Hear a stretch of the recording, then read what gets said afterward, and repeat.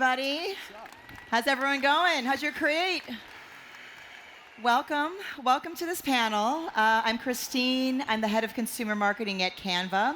And today we're going to talk about after automation, creativity is the new productivity. So it's really been a theme for the day. And I think, we talked about this a bit in the keynote, but as we get faster flows, more efficiencies, a lot of that automation becomes the baseline. That becomes the new floor. But creativity, on the other hand, there is no ceiling. It's limitless, and it's what is going to give us the competitive advantage moving forward. So this isn't a conversation about whether AI is changing work. That has already happened. That's inevitable. We're living it. We're adjusting to it. And we're really fortunate to be joined today on the stage with three folks who are living this in practice every day, and we can learn a lot. So let's introduce them. First, I want to mention that this conversation is brought to us by our partners at AWS, which we really appreciate, and we're thrilled to have Nina Walsh from AWS join us. She's the Global Director of, wait for it, Media, Entertainment, Gaming, Sports, leading development, go-to-market, just in all of these incredible industry verticals across AWS. So we're so excited to chat with Nina today. We also have Katie Lycan from NBC Universal, leading advertising and partnerships for over a decade in this role, which I know you have the strong conviction, Katie, that the best creative tech is made by creatives for creatives. So we're going to talk about that today. And we also have Ryan Coyne. Ryan is the Chief Experience Officer at Serhant. He designs scalable systems that turns clarity into competitive advantage across product, across culture, and across growth. So we are going to start with a little icebreaker warm-up just to kind of ease us into the topic. And I think this is true of a lot of new technologies, and AI is so transformative that almost everyone has that moment when it's kind of, you're hearing about it and there's hype, and then you're like, oh, I get it. I get why this is such a game changer. So we're going to talk about that aha moment, and I'm going to start with Nina. What was your aha moment for AI? Now, I will just preface by saying it's not sexy, but it's productivity. So for me, some of you may know Amazon, it's a very doc writing culture, a very narrative writing culture. So you read a lot.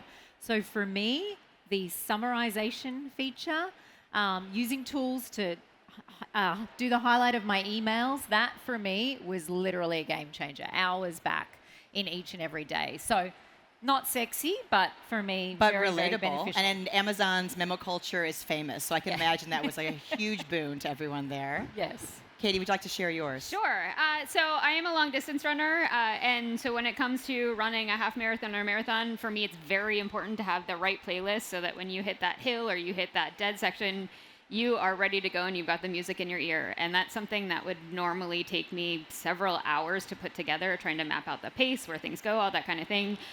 And I had this moment where I was like, maybe ChatGPT can help. And I was getting ready for the New York Marathon. I fed it the pace that I wanted, the elevation profile, the course, and everything. And I was able to map out my entire playlist, build that out, and it hit perfectly. And you just thought, okay, great. Now that I understand how this can handle so many different variables, how could I now apply this to work? Okay, so AI DJ. Amazing. Love it. Yes. Love that. Great unlock. Totally great diversity of examples. Coyne, how about you? What was that moment? I mean, I'm also a long distance runner, so no, I'm kidding. For me, I'm really focused for the last 20 plus years that I've been working with people in this industry on helping them find their unique value proposition and get to a deeper self-awareness so they can really lean into the things that they bring to the table nobody else can. So this is going to sound a little dark, but the first time that I had my AI aha was when a colleague of mine tragically lost her husband at the age of 36, very unexpectedly, and she refused to speak to a professional about her feelings. She didn't want to be a burden to the people around her. Vulnerability was kind of scarce. And it was actually kind of early 2022 when I realized that you could put chat into a CBT kind of therapy mode. I gave her a recipe that she could talk to something anytime she wanted without fear of how she was being judged or seen. And in only a couple of months, she had a transformative new relationship to what it meant to be a survivor. And I started using it to help people find the thing that was special about themselves that used to take way longer to discover. That was a huge aha for me, that it could be personalized and individualized to that extent. That's a very moving example, and I am really struck by just up here. And I'm sure all of you also had your own aha moments, and I think this just demonstrates how transformative and how pervasive some of these technologies are. But then all of them still starting with a very human need and impetus. So love those examples. Want to talk a little bit, shifting gears, about some things that we've learned with some research we've done recently. We do a state of marketing and AI report. And one thing we found overwhelmingly, which I'll be good to get everyone's take on this, is that even in the face of AI, that human current is so critical. In fact, 87% of consumers say the best advertising has a human touch. That they can, we often say like AI might understand emotion, but they can't feel it. And we feel when that's missing, and that's still very clear. So I want to talk a little bit. We're going to have some participation. I see you get those phones out. I know you have them. Scan the QR code. Want to hear, what does human touch mean to you? This is not an exhaustive list, but areas like creativity, taste, insight, empathy, judgment. Let's hear from you what you think is the most critical. And I think this is going to flip into a live poll if technology does its thing. There it is. Seeing it, okay. This is kind of like watching a horse race in real time. Look at the carnival with There are shooting the no water. wrong answers, people. The only thing that you the only missed opportunity is not participating. So go for it. Interesting. Okay, all the above. It's either brilliant or a cop out. I'm not sure, but I love that that's taking the day. Empathy. We hear that a lot. I think that really is shining through. So thank you for sharing your thoughts on that. And I think, interestingly, this panel, everybody works across industries, media, entertainment, sports, gaming. It's for the love, right? These are the passion industries that maybe make us our most human. Yep. And the brands people love are the ones that have that creativity dialed, and the ones that don't are the ones that often are forgettable. So the question I would have to you, and Katie, I'm going to start with you on this, is in this era of AI, is creativity being amplified, or is it actually something we need to really safeguard and protect in the face of all this change? Yeah. So I think that creativity is not something that needs to be protected from AI. I think the different question to ask is, where does creative judgment actually need to live in a creative workflow? So I think we have a tendency outside of the world of AI, we look at creative and we have a tendency to be very rote on how we assign effort to that creative, and we kind of do it all the same. In a world of AI where AI can actually help us do a lot of that work, we need to think very critically about how we're actually assigning creative effort. So there could be something like a Super Bowl spot, which needs a ton of human ingenuity and innovative thinking, and that's what our creatives should be working on. And that requires a different level of effort than something like more performance-driven creative, where you need a ton of volume and a ton of versions.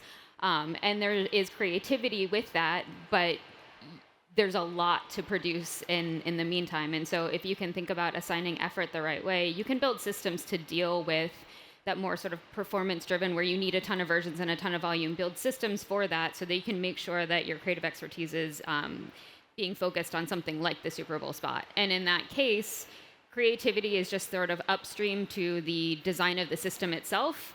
And then that can help you get a lot of things done and make sure that your teams are really spending their time on where they can provide the most value for their expertise. Love that. So it's a spectrum. And you're applying the human judgment in the right places, in the design of the system, and then in the right kind of checks and balances. Absolutely. Love that. Coin, what's your build? Yeah, I mean, for us, we have this content to community to commerce flywheel at our company. You're seeing us, whether it's Netflix or TikTok or CNBC, all those different places that we show up in your life. Sorry about that, but we have to. For us, we like to flip it to where the AI is prompting us and kind of assisting us. We've always been about creating psychological safety since being early to it back in 2022 in terms of transformation at the enterprise level. Every meeting that we have has an agenda, like a lot of you, but it also has a mood board. This kind of jump starts the creativity at the very start of the meeting to inspire the humans in the room to do their best work. We also have the AI give us prompts and conversation starters for our conversation. So instead of us only prompting the AI, it is jump-starting us. We made a commitment and codified to our staff that we were not going to fire or lay anybody off because of the adoption and transformation with AI. We may not increase the headcount additionally beyond a certain point, but everybody who was there was safe. We also individualized, again, like I said before, each person's unlock is going to be different. and they needed to not feel threatened that they were going to be replaced by this entering the creative process. So I think that first draft cost has gone down. You can get an idea of something that you can continue to take further. A lot of people prefer to edit something that already exists rather than start from scratch on something. That's also human. We get inspired from all kinds of things. So in order to make sure that you bridge it from AI as a person that's working alongside you also, as opposed to your muscles start to atrophy from not practicing that creative skill, not getting overly reliant on incorporating that so that your creativity starts to dwindle, you need to inspire that room of people, almost like a writer's room on a comedy show, you know, to be able to do what comes naturally, which is to inject the human soul and that special spark. Try getting AI to write comedy, it doesn't work, you know? So it's something that gotta bring the inspiration to the people. Yeah, dad jokes only, right? That's Yeah. kind of where it starts and For stops. sure. Well, I love that. And I love the part about, I hear both amplify and protect. You know, it's solving a blank page problem, but also keeping your craft and your instrument sharp, and your human creativity is vital to the process. For sure. Nina, some of your thoughts on this? Yeah, I think from an AWS perspective, where do we fit in? It's about providing those capabilities to the humans and to increase that productivity on a day-to-day basis, and then how to really grow and scale that presence. For us, like the AI innovation piece is obviously key to that, but all about maintaining the human in the loop and really giving more time and effort to that human creativity piece by taking care of some of the other pieces from a technology perspective. Yeah, you know what I'm hearing in a lot of this is it's not just making systems you have go faster. It's about reimagining systems and rethinking things and just having the entire workflow be transformed. And I know a company that knows a few things about systems would be Amazon. So I want to talk a little bit about creative systems. Nina, I know that you work with some of the biggest media, entertainment, sports, gaming companies. Yes. These are companies that are, you know, playing three-dimensional chess, right? It's multiple markets, it's multiple time zones, formats. How do you think about the building blocks to execute across all of those different dynamics? And as you said earlier, keeping people in the loop in the right ways? So first of all, we're not new to this. We've been working with media, entertainment, games, sports, marketing, advertising companies All the good stuff. for 17 odd years. And as a result of that, we've developed a whole range of services based directly on customer feedback and what their challenges are. We've got a very diverse partner ecosystem as well, over 600 partners that are dedicated to those industries that are providing solutions to help with all of that.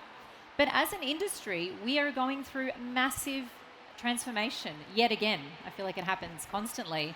And technology and viewer preferences is playing a huge role in that. So what we need to be able to do is meet our customers where they are, provide them with the tools and the capabilities that they need, and then also bring them new ideas. Like what innovation can they achieve by using AI? That then leads through to this hyper-personalization aspect. Viewers want to consume the content exactly how they want to consume it, when they want to consume it, in the format they want to consume it, which ties into this convergence piece that we're seeing. M&E companies are looking at how they can also show up in gaming, in sports, in marketing, in advertising.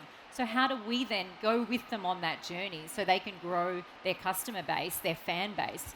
And then from a scale perspective, how can they do that with a lean team, not having a large team and investing significant time, effort, money in operations, but do it with a lean team, but still be able to get that global reach to new audiences and viewers all over the world.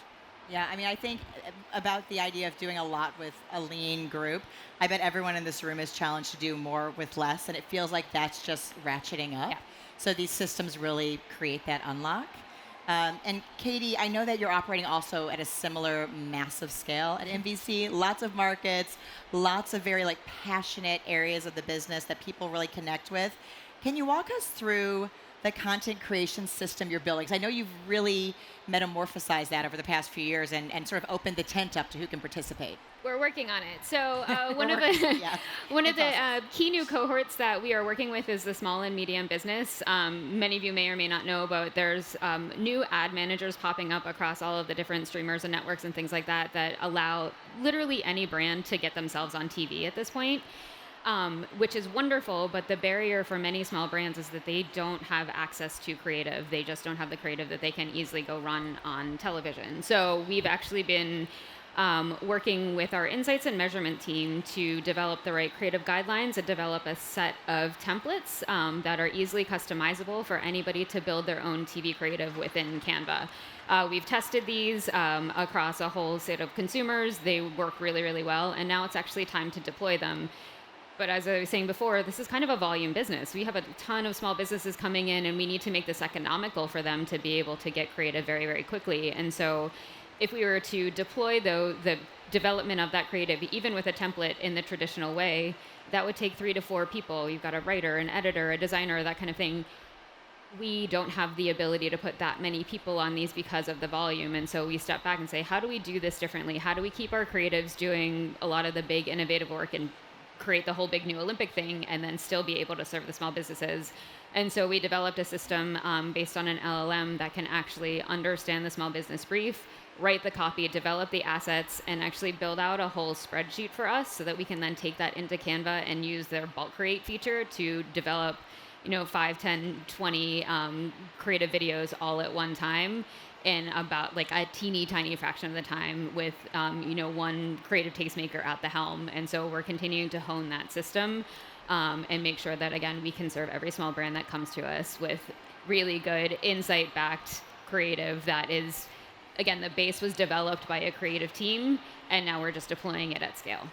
I think that is such an unlock. We're all about democratizing access here, and why shouldn't a small business be able to go beyond, their local paper to being on television and to reaching new audiences? And almost everyone now has the opportunity to become a global audience and have global customers. And I just think that's such a great, concrete example. I love that. You gotta make it count.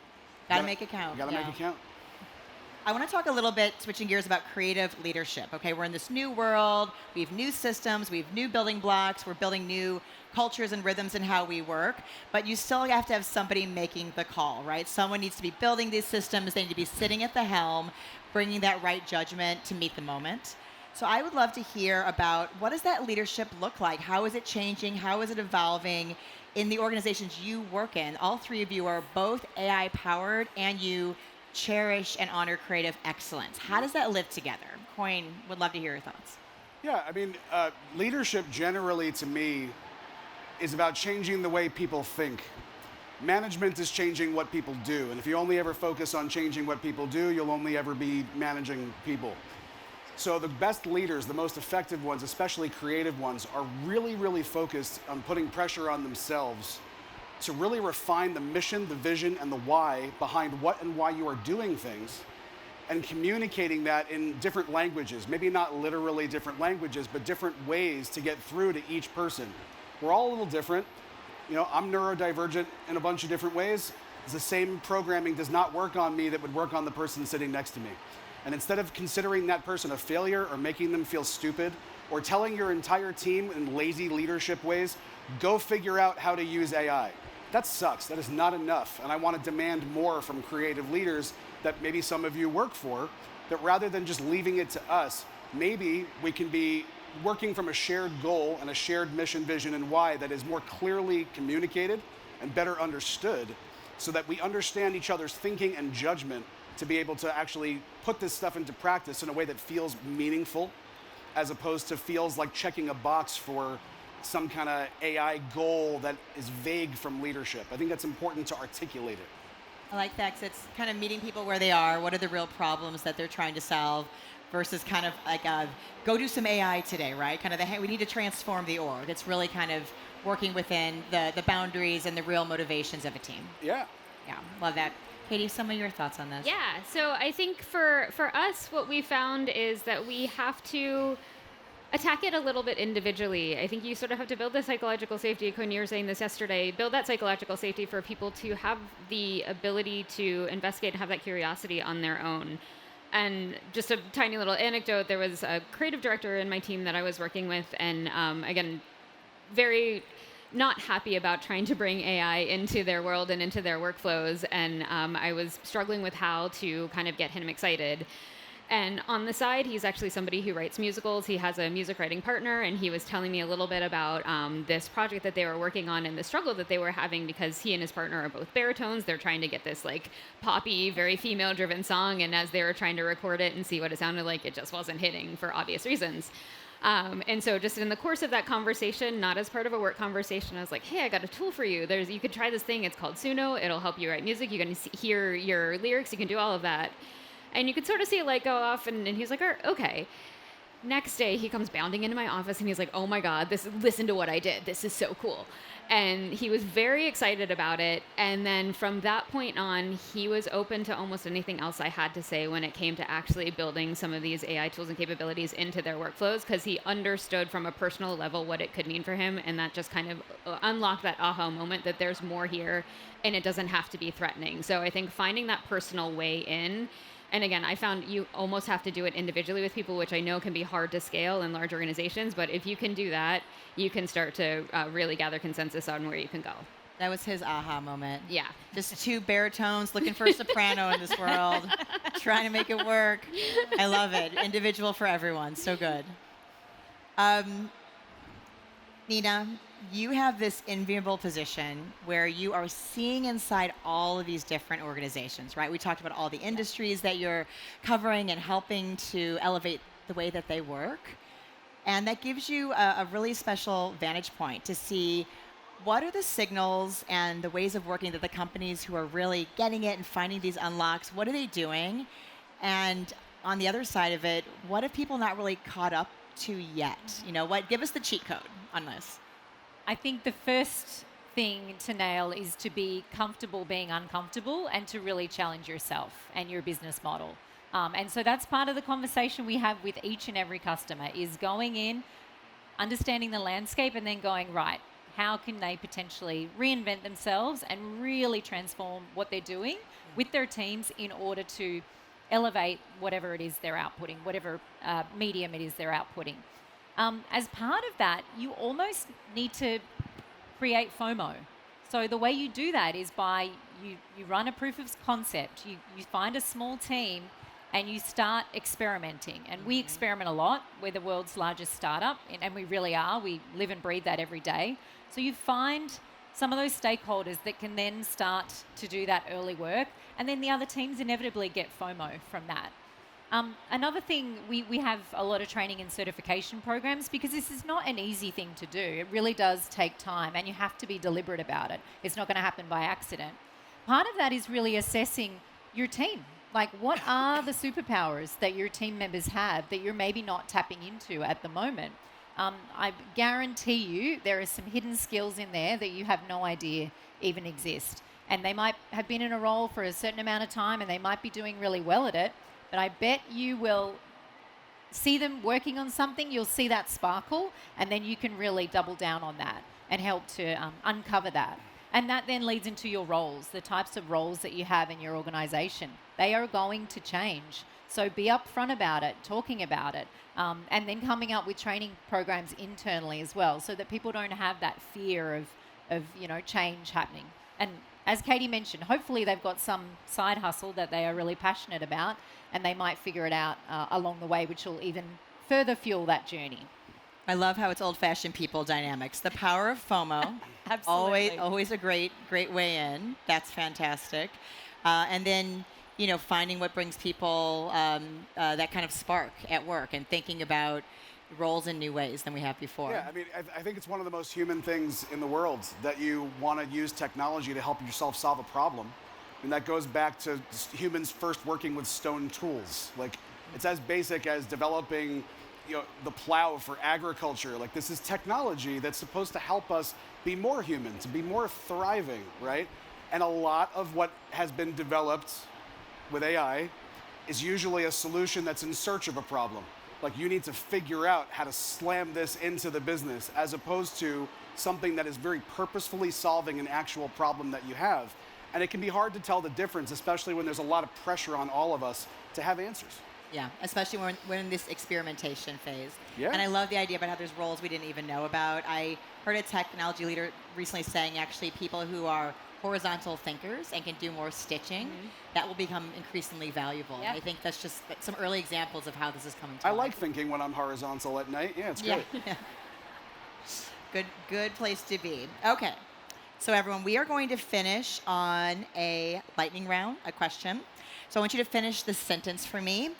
In the era of AI, great creative looks like what? Coin, you want to go first? Oh man. Improv. Just yes and never saying that something is a bad idea. Just keep playing it out until it's either amazing or it's justified to put it on the shelf. I feel like you just did do improv. That was so good. Yes, and Show, don't tell. Love it.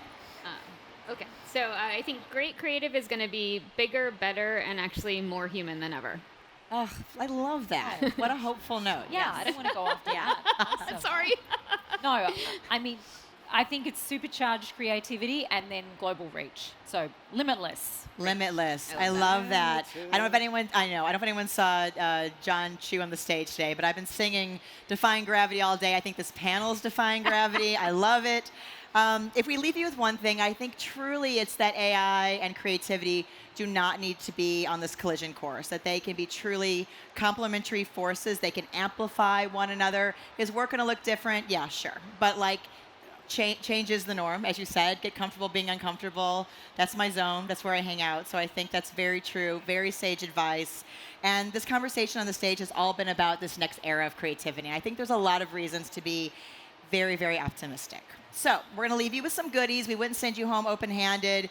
So there's a QR code up here. Take a look. That research I mentioned earlier, definitely worth a read, the State of Marketing and AI report. A lot of great insights. You may see some of your own thinking reflected back to you. You'll know you're not alone with many of your peers. There's some practical AI guides and some other kind of resources that we hope are very helpful and that you will all build on. I would love you to join me in thanking this brilliant panel. Nina, Katie, Coin, thank you so much. And a big thank you to AWS and our sponsors for this session and all the insight you brought. Thank you. Thanks for being here, everybody. Have a great rest of your create. Great job.